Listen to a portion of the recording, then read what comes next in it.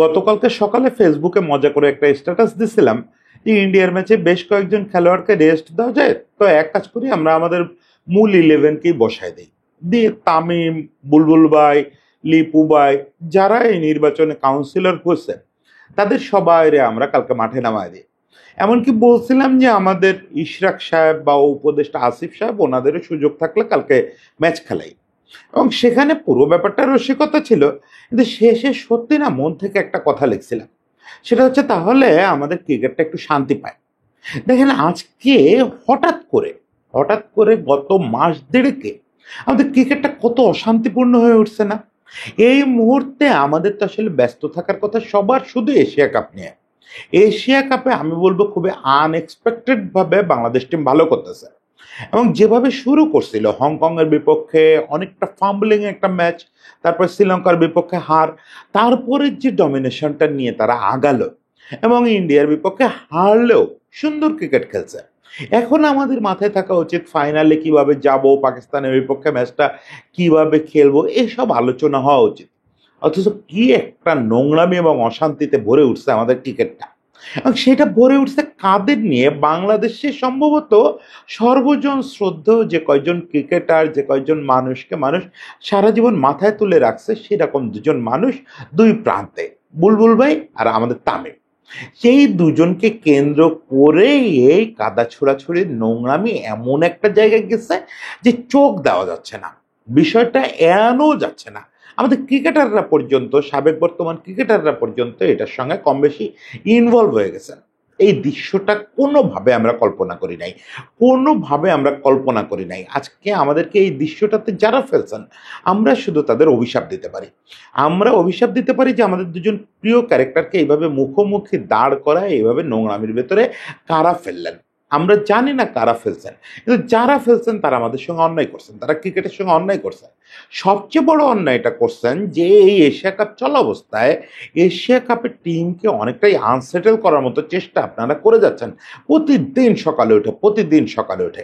সেই জিনিসটা নিয়ে আজকে একটু বিস্তারিত কথা বললি যে আমি আসলে আজকে মনের রাগটা ঝাড়তে চাই যে একটা এশিয়া কাপ চলা অবস্থায় এভাবে কিভাবে চলতে পারে, কিভাবে এসব কাণ্ড হতে পারে। দেখেন ফারুক ভাই যেদিন বোর্ড প্রেসিডেন্ট হলেন এই ইন্টারিম গভর্নমেন্ট আসার পরে, সে সময় আমরা অনেকে ছোট ছোট আপত্তি বুকের ভিতরে লুকায় রেখেও প্রচন্ড উচ্ছ্বাস প্রকাশ করছিলাম। কেন করছিলাম? কারণ ফারুক ভাই আমাদের সাবেক ক্যাপ্টেন। একজন সাবেক ক্যাপ্টেন বোর্ড প্রেসিডেন্ট হচ্ছেন, এটা সবকিছুর পরেও আমরা জানি যে একজন সাবেক ক্যাপ্টেন মানে, আগেও যেটা বলছে, বোর্ড প্রেসিডেন্ট তুলনামূলক পলিটিক্যাল পদ, ফলে ওই জায়গায় তিনি সফল হবেন এই নিশ্চয়তা কম। ফলে আমরা সব আপত্তি তারপরেও লুকায় রাখছি যে একজন সাবেক বোর্ড প্রেসিডেন্ট ওই চেয়ারে বসবেন। এই দুদিন আগে সৌরভ বসছিল ইন্ডিয়ান ক্রিকেট বোর্ডের ওই চেয়ারটায়। কত সুন্দর লাগে না? দেশের সবার গর্বে বুক ফুলে যায়, দল মত নির্বিশেষে সবার গর্বে বুক ফুলে যায় যে আমাদের এক্স ক্যাপ্টেন ওখানে বসছেন। এরপরে কি হলো? বুলবুল ভাই এসে ওই চেয়ারে বসলেন। বুলবুল ভাই আমাদের শুধু এক্স ক্যাপ্টেন না, আমাদের প্রথম বিশ্বকাপের ক্যাপ্টেন, আমাদের প্রথম টেস্টের প্রথম সেঞ্চুরিয়ান। কত গৌরবের মানুষ, এই মুহূর্তে পৃথিবীর সবচেয়ে বড় ক্রিকেট এক্সপার্টদের একজন। ওকে ফাইন, এরপরে নানাভাবে বুলবুল ভাই নির্বাচনে রাজি হলেন, নির্বাচন করতে গেলেন। তার প্রতিপক্ষ হিসাবেই অনেকটা নির্বাচন করতে রাজি হলেন আমাদের আরেক সাবেক ক্যাপ্টেন তামিম ইকবাল। তামিম ইকবাল আমাদের জন্য কি সেটা তো এই প্রজন্মকে বুঝায় বলা লাগবে না। তামিম ইকবাল শুধু সাবেক ক্যাপ্টেন, তামিম ইকবাল আমাদের দেশের সর্বকালের সেরা ব্যাটসম্যানদের একজন, শুধু পরিসংখ্যানই বলবে। এবং এটা তো বিউটি যত যুক্তি দেয়। আমি ব্যক্তিগতভাবে মনে করি তামিম বুলবুল ভাই কারোরই নির্বাচনে আসা উচিত হয় নাই। বুলবুল ভাইয়ের কেন আসা উচিত হয় নাই সেটা নিয়ে তো আলাদা কন্টেন্ট করছি, তামিমকে নিয়ে আর করার সাহস পাচ্ছি না। যে অবস্থা হয়েছে নোংরামে, এখন যদি এগুলো বলতে চাই মনে হবে এর পারপাস সার্ভ করতেছে, ওর পারপাস সার্ভ করতেছে। কিন্তু মনে মনে ওই খুশির জায়গাটা তো ছিল যে বুলবুল ভাই আর তামিম পরস্পরের বিপক্ষে নির্বাচন করতেছে। যেই হোক একজন এক্স ক্যাপ্টেন ওই চেয়ারটায় বসবে, যেই ওখান থেকে নির্বাচিত হয়ে আসুক, মানে বোর্ড ডিরেক্টররা যারে প্রেসিডেন্ট করুক, বাকির জন্য তো বোর্ড ডিরেক্টর হিসেবে থাকবে, সেও বড় কোনো দায়িত্ব পাবে। কি চমৎকার ব্যাপার হবে না? অলরেডি বোর্ডে আমাদের সাবেক ক্রিকেটাররা অনেক কয়জন আছেন, এক্সপার্টরা আছেন। বোর্ডটা আস্তে আস্তে ক্রিকেট মুখী হয়ে উঠবে। এবং যেদিন কবে নির্বাচন হলো সেদিন যখন দেখলাম যে দুজন একসাথে হেঁটে আসতেছে, এই যে থাম্বের যে ছবিটা ইউজ করছি, কার ছবি আমি জানি না, ক্ষমা চেয়ে নিচ্ছি, এই ছবিটা, এই ছবিটা দেখে তো প্রাণটা ভরে গেল যে না, যাই হোক, যতই মনে করি যে এরা দুজনের কারোর প্রেসিডেন্ট হওয়া উচিত না, তারপরেও এরকম একটা সুন্দর দিন তো দেখতে পেলাম এই প্রেসিডেন্ট ইলেকশন বা বোর্ড ইলেকশন উপলক্ষে, যে দুজন প্রেসিডেন্ট পদপ্রার্থী হেঁটে আসতেছেন এবং একটা ভোট যুদ্ধ হবে, সেখানে এত সুন্দর দৃশ্য। এবং ভিডিওতে দেখতেছিলাম যে যখন ওই যে একাডেমি ভবনে বোধহয় ভোট করছে, আমি ভোটের দিন ওর দিকে যাই নাই, কিন্তু ওই ভিডিওটা দেখে বুঝলাম যখন সিঁড়ি দিয়ে উঠতেছে তখন তামিম বুলবুল ভাইয়ের পিঠের কাছে হাত নিয়ে বুলবুল ভাইকে সামনে যাওয়ার জন্য বলতেছেন। এটা হোয়াট এ গেস্টার, হোয়াট এ গেস্টার, স্বাভাবিক। তামিম তো বাংলাদেশের সবচেয়ে ভদ্র ছেলেদের একজন, মানে সেই পরিচিতিই তার চিরকাল ছিল।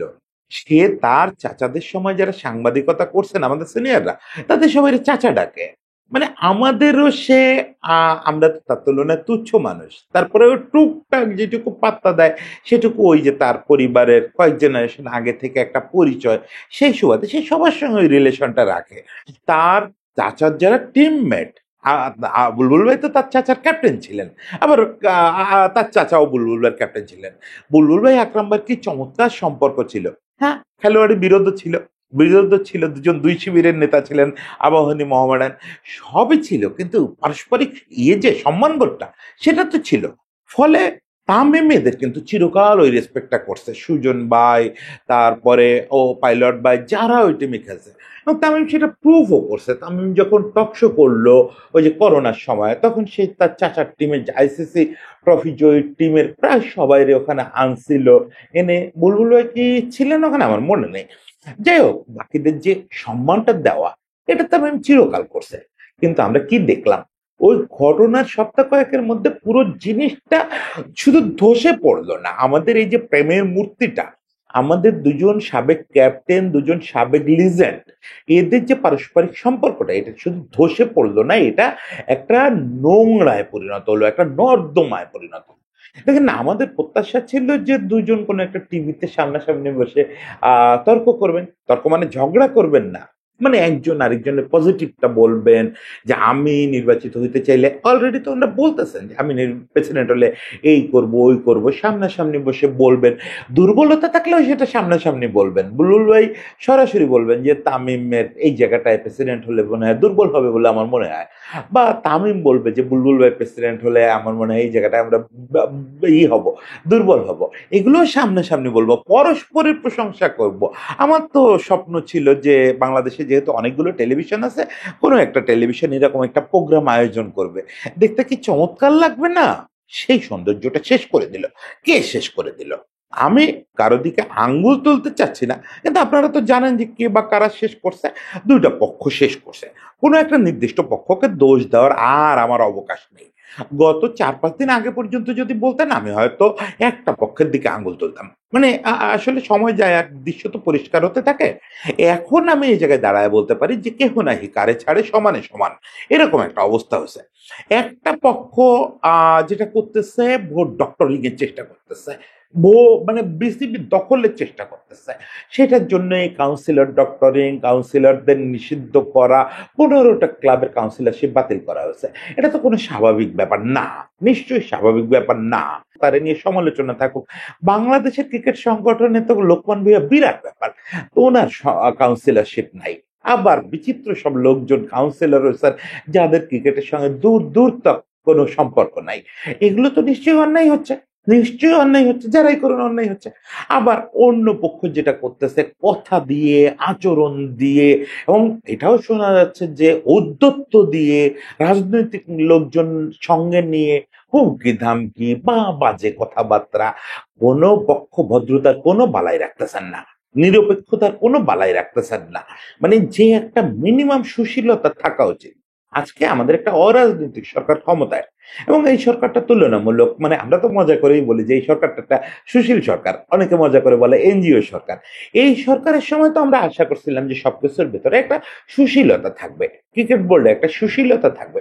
সেটা তো সম্ভবত স্মরণকালে সবচেয়ে নোংরা অবস্থায় চলে গেল। হ্যাঁ, এখানে একটা যুক্তি আছে যে আগে সবসময় নির্বাচন হয়েছে রাজনৈতিক সরকারের আমলে, ফলে ফেয়ার নির্বাচন তো হয়ই নাই। আমরা তো বিসিবিতে ফেয়ার নির্বাচন দেখি নাই, ফলে মুখোমুখি দুটো শক্তিশালী পক্ষ, এটা হওয়ার সুযোগ কখনো হয় নাই। যে সরকার যখন ক্ষমতায় থাকছে, বিশেষ করে গত 17 বছর আমরা দেখছি যে কোনো আসলে নির্বাচনই হয় নাই। ওই সরকার থেকে যাকে যাকে বলে দেওয়া হয়েছে ওনরাই কাউন্সিলর হয়েছেন, ওনরাই ডিরেক্টর হয়েছেন, উনি প্রেসিডেন্ট হয়েছেন, এটাই হয়েছে। ফলে আমরা বিসিবিতে যে নোংরামি হতে পারে এটা ভুলে গেছিলাম, নেগেটিভ কারণেই ভুলে গেছিলাম। সেটাও খুব প্রশংসার কোনো মানে কোনো প্রশংসার সুযোগ নেই, এটা নির্বাচনই হতো না। ফলে একবার নির্বাচন হচ্ছে, সেটা তো উৎসবের পরিবেশে হতে হবে। এতকাল পরে সত্যিকারের একটা নির্বাচন হচ্ছে যেখানে সত্যি সত্যি দুটো পক্ষ হচ্ছে, এমনকি এমনও শুনতেছে তিনটা পক্ষ হবে। ফারুক ভাইও কাউন্সিলর হয়েছেন, ফারুক ভাইও নাকি একটা পক্ষ হতে পারে, হোক না, আরো কত চমৎকার। যত পক্ষ হবে, ভোটের উত্তাপ ছড়াবে। ভোটের দিন আমরা, এখন কি ভোট এনএসসি ভবনে হয় না ইসে হয় বিসিবি ভবনে হয় জানি না, সেই কি মজার ব্যাপার ছিল যখন সত্যিকারে ভোট এক দুইবার দেখছি। সে সময় কি মজার একটা উৎসবের পরিবেশ ছিল। সাবেক ক্রিকেটারদের ওখানে গেলে সবাইরে পাওয়া যেত, সিনিয়র সিনিয়র সংগঠকরা আসতেন। আমার মনে আছে একবার নির্বাচন কাভার করতে গিয়ে মনিভার সঙ্গে আমিনুল ইসলাম মনি, সাবেক বোর্ড সেক্রেটারি, কি লিজেন্ডারি মানুষ ছিলেন। এবং তখন তো আমি পিচ্ছি, আমাকে নিয়ে কতটা সময় দিলেন, কত কি জানালেন যে কিভাবে ক্রিকেট এখানে আসছে। ওই নির্বাচনের দিনগুলো তো আমাদের জন্য শিক্ষা সফরের মতো ছিল। ক্রিকেটারদের কাছ থেকে জানতাম, সংগঠকদের কাছ থেকে জানতাম, সংগঠকদের সবাইরে তো এছাড়া সারা বছর আর এক জায়গায় পেতাম না। এটা একটা বিরাট উৎসবের ব্যাপার। আর এবার সেই উৎসবটা বলা যায় আমাদের জ্ঞানত এর আগে হয়েছে কিনা তো জানি না, আমাদের জ্ঞানত এই প্রথম একটা সার্বজনীন উৎসব হওয়ার কথা ছিল, যে সব পক্ষ এখানে হাজির থাকবে, সব পক্ষকে ফেয়ারলি নির্বাচন করতে দেওয়া হবে। যার পক্ষে কাউন্সিলররা বেশি ভোট দেবেন সে ডিরেক্টর হবেন, যে ডিরেক্টররা বেশি মনে করবেন যাকে প্রেসিডেন্ট বানানোর কথা তাকে বানাবেন। এই যে ফেয়ারনেসটা, এই যে ভদ্রতাটা, ওই যে হ্যান্ডশেক করে, এই যে আবারও থাম্বনেইলের ছবিটার কথা বলি, এই যে তামিম বুলবুল পাশাপাশি হাঁটবে, আমি তো আশা করি ফারুক ভাই ওই রকম তিনজনে মিলে এক জায়গায় বসে হো করে আসবে। এবং তিনজনের রিলেশন তো মানে তাদের তো নানাভাবে তারা রিলেটেড। ফারুক ভাই, বুলবুল ভাই এক টিমের মেম্বার, তাদের ভাতিজা তামিম, কি চমৎকার রিলেশন। আমাদের ক্রিকেট তো একটা পরিবার। এইভাবে আপনারা জিনিসটা নেপোটিজম হিসাবে দেখেন না, আমাদের ক্রিকেট আসলে কিন্তু একটা পরিবার। সাংবাদিকরাও সেই পরিবারের এক্সটেনশন। এই পরিবারটার মধ্যে এই নোংরামিটা মানে কোনোভাবে নেওয়া যাচ্ছে না, কোনোভাবে নেওয়া যাচ্ছে না। এটা আমি কল্পনাও করতে পারতেছি না যে এরকম দুজন সম্ভ্রান্ত মানুষ, এরকম দুজন এলিট মানুষ, বুলবুল ভাই পৃথিবীর সবচেয়ে বড় ক্রিকেট এক্সপার্টদের একজন, তামিম বাংলাদেশে, তামিমের ব্যক্তিগত পরিচয় বাদ দেন, আমি তো সবসময় বলি তামিম ব্যক্তিগতভাবে ওয়ার্ল্ড ক্লাস একজন ক্রিকেটার, বাংলাদেশের সর্বকালের সেরা। এছাড়া ও যে অভিজাত পরিবার থেকে উঠে আসছে, মানে ওদের যে ক্রিকেট ঐতিহ্য, এটার কারণেও তো ওদের প্রতি রেসপেক্ট থাকা উচিত, সবার প্রতি রেসপেক্ট থাকা উচিত। সেই রেসপেক্টটা রাখলেন না রে ভাই। এবং আমি দুজনকে একটু পার্সোনালি বলি, আমি জানি না আমার এই কন্টেন্ট আপনাদের পর্যন্ত পৌঁছাবে কিনা, এখন যে পরিমাণে উত্তপ্ত অবস্থায় আছেন। গতকালকে বুলবুলের কোনো এক টিমমেট, আমি ঠিক খেয়াল করতে পারতেছি না, একটা স্ট্যাটাস দিচ্ছেন খুব হতাশ হয়ে, যে দেখছেন বুলবুলের মুখে যে ন্যাচারাল হাসিটা থাকতো আগে সবসময়, ওটা নাই। আসলেও তো তামিমের ক্ষেত্রেও সেম জিনিস খেয়াল করলাম, এই যে প্রেস কনফারেন্স করতেছেন কয়েকজন রাজনৈতিক নেতার পাশে বসায়, তামিম যে সময় কথা বলে সবসময় তামিমের মুখে একটা স্মার্ট হাসি থাকে, সেটা নাই, দুজনের মুখ ক্রূর হয়ে গেছে। এই যে চারিদিকে অশুভ ব্যাপারগুলো ঘটতেছে, এটার প্রভাব তাদের মুখে পড়ছে, মনে পড়ছে। আমি নিশ্চিত তারা দুঃখ পাচ্ছে, তারাও পড়তেছে ভেতরে ভেতরে যে এটা কি হচ্ছে, তাদেরকে নিয়ে হচ্ছে। আমি তাদেরকে বলি যে ভাই, স্টিল সময় আছে, থামায় দেন, থামায় দেন। আজকে আপনাদের নিয়ে আপনাদের কোনো লাভ হচ্ছে না এটাতে, যেটুকু হচ্ছে আপনারা কাদায় ডুবে যাচ্ছেন।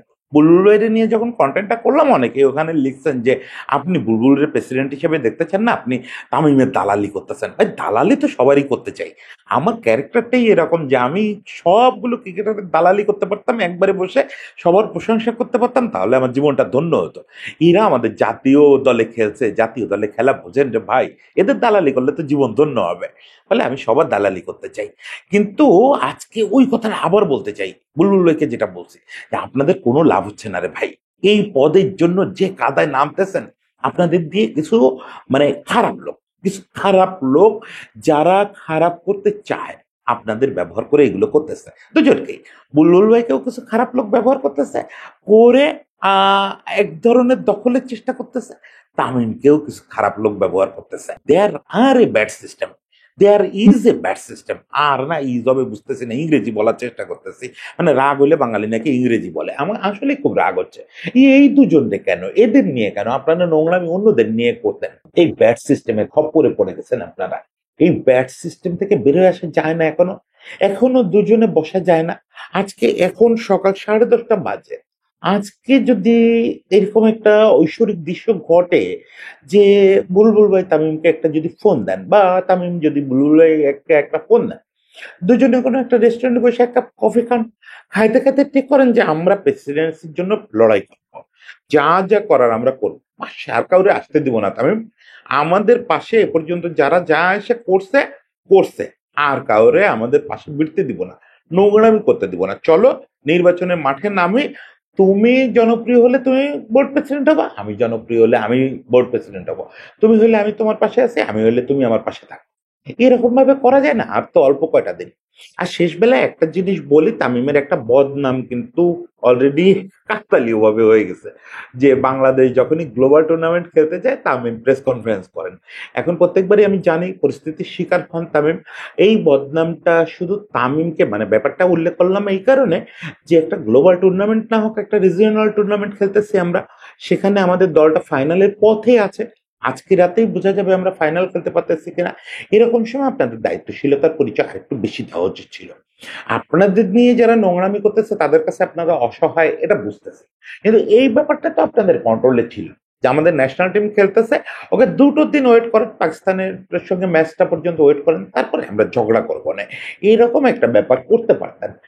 বরং উল্টে দেখলাম যে কন্টেম্পোরারি ক্রিকেটাররাও এই নোংরামিতে পা দেওয়া শুরু করছেন। মানে আমি বলতেছি না যে যারা যারা স্ট্যাটাস দিচ্ছে তারা নোংরামিতে পা দিচ্ছে, এটা স্ট্যাটাস দেখে বোঝা উচিত না, কিন্তু বোঝা তো যাচ্ছে, কারণ একটা কমন স্ট্যাটাস কপি করে সবাই পোস্ট করতেছেন, দুজনের যে কোনো একজনের পক্ষ সার্ভ করতেছেন। কার পক্ষ সার্ভ করতেছেন সেটা তো আমি ছাড়া আমি নিশ্চিত আপনারা সবাই বোঝেন, কিন্তু আমি ধরেন বুঝতেছি না যে কার পক্ষ। কিন্তু কোনো একটা পক্ষ তো সার্ভ করার চেষ্টা করতেছেন, যেহেতু কপি স্ট্যাটাস দেখা যাচ্ছে, তার মানে কেউ একজন আপনাদের বলছে যে এটা তোরা সবাই পোস্ট কর, তাহলে আমার পক্ষে আসবে জিনিসটা। আপনারা ওই ফাঁদে কেন পা দিলেন? আপনারা কেন এই ফাঁদে পা দিলেন? আপনাদের টিম, আপনি টিমে থাকেন বা না থাকেন, আপনাদের টিম এশিয়া কাপ খেলতেছে, think about the team, team রে ইন্সপায়ার করেন, টিমের সঙ্গে কথা বলেন। আপনারা তো বিভিন্ন হোয়াটসঅ্যাপ গ্রুপে থাকেন, টিমের সঙ্গে কথা বলেন। আপনাদের কি দরকার এই নোংরামিতে অংশ নেওয়ার? আপনারা বড় ভাইরা কেউ ফোন দিলে বলে দেন, বুলবুল ভাই হোক আর তামিম হোক, আপনারা বলে দেন যে ভাই বোর্ড ইলেকশন নিয়ে আমরা মাথা কামাইতে রাজি না। ওকে, মিথুনের মাথা কামানো উচিত, মিথুন যেহেতু কোয়া প্রেসিডেন্ট। আমি শুধু মিথুনেরটারে বলি যে এটারে আমি গ্রেস দিয়ে দেখতে রাজি আছি, কারণ মিথুন কোয়া প্রেসিডেন্ট। বাকিরা কেন এইসব স্ট্যাটাস দিচ্ছেন? আপনারা ন্যাশনাল টিমের মেম্বার, আপনারা তো কেউ বাইরে আছেন সাময়িকভাবে, 2 দিন পরে টেস্ট হলে ঢুকবেন, এইগুলো তো আপনাদের, এগুলোতে পা দেওয়া ঠিক হচ্ছে না। সব মিলে যা হচ্ছে এটা আমাদের ক্রিকেটের জন্য ভালো হচ্ছে না। হয়তো ক্রিকেট খেলাটা এটাতে খুব ক্ষতিগ্রস্ত হবে তা না, এশিয়া কাপে হয়তো পারফরমেন্সেও খুব একটা প্রভাব পড়বে না, এখন খেলোয়াড়রা সিনিয়র হয়েছে, তারপরেও রাতের বেলা এরা নিজেদের মধ্যে এইসব নিয়ে কথা বলে।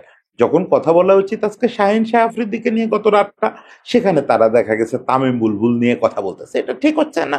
তারপরেও আমি ওভারঅল ধরে নিলাম ক্রিকেট পারফরমেন্সে কোনো প্রভাব পড়বে না, কিন্তু ক্রিকেট কালচারের জন্য তো ব্যাপারটা নোংরামি হয়ে থাকলো।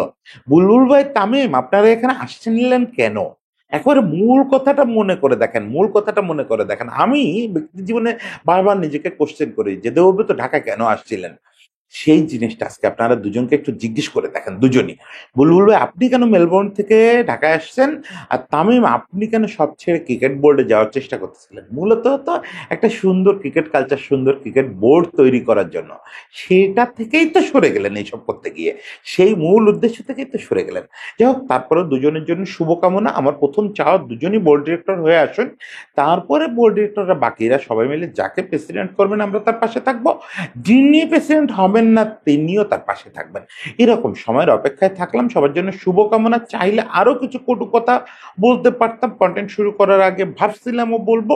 যাক, শেষ পর্যন্ত দুজনই আমাদের মাথার মনি, তাদেরকে মাথায় রাখি যে এই পরিস্থিতিটা এখানেই শান্ত হোক, সেই প্রার্থনায় রইলাম। সবাই ভালো থাকবেন।